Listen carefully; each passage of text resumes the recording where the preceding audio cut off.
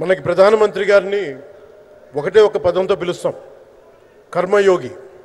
ఏ ఫలితాలు ఆశించకుండా దేశ సేవే పరమావధిగా ఆయన ఆలోచిస్తూ ఎలాంటి లాభాపేక్ష లేకుండా కేవలం ధర్మాన్ని పట్టుకొని డ్యూటీని కర్మని ఏమాత్రం ఆశించకుండా చేస్తున్న అలాంటి వ్యక్తి మనం ఈ సమయంలో ఈ తరానికి వారు దిశానిర్దేశం చేసే విధంగా ప్రధానమంత్రి స్థాయిలో ఉండటం మనందరం చేసుకున్న అదృష్టం.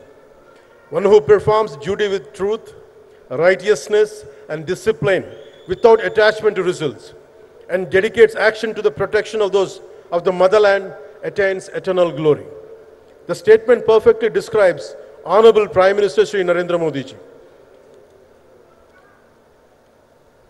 Our Honorable Prime Minister Shri Narendra Modi ji is not just leading a government, ఆయన ప్రభుత్వాన్ని ఒకటే నడపట్లేదు, రెండు తరాల్ని నడుపుతూ ఒక ఆల్ఫా రాబోయే ఇప్పుడు పుట్టిన బిడ్డలకి దిశానిర్దేశం చేస్తున్నారు.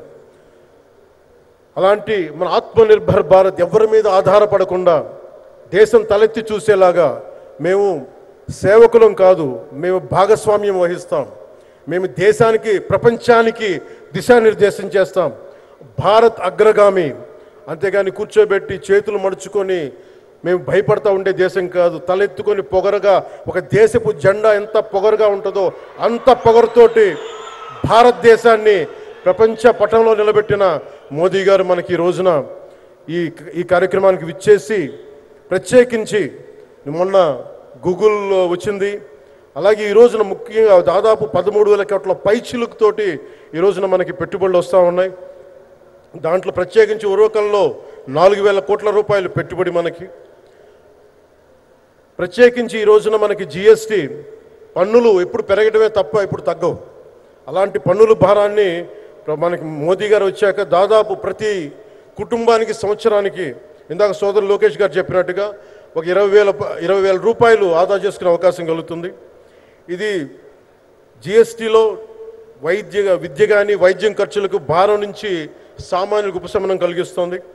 ఆరోగ్య బీమా, జీవిత బీమాపై జిఎస్టీ పూర్తిగా తొలగించడంతో పాటు వార్షిక ప్రీమియం 3,000 నుంచి 4,000కు తగ్గి అందరికీ ఇది అందుబాటులో ఉంటుంది. అలాగే విద్యార్థులకు కావచ్చు, ఇలాంటి ప్రతి ఒక్కరికి కూడా అన్ని రంగాల వాళ్ళకి ప్రత్యేకించి మనకి జిఎస్టీ వల్ల లాభాలని అందరికి అందించేలా ముందుకు తీసుకెళ్ళి ప్రతి ఒక్కరికి గౌరవ ప్రధానమంత్రి గారికి, దీనికి సహకరించిన గౌరవ ముఖ్యమంత్రి శ్రీ నారా చంద్రబాబు నాయుడు గారికి ప్రతి ఒక్కరికి నా హృదయపూర్వక ధన్యవాదాలు తెలుపుకుంటూ,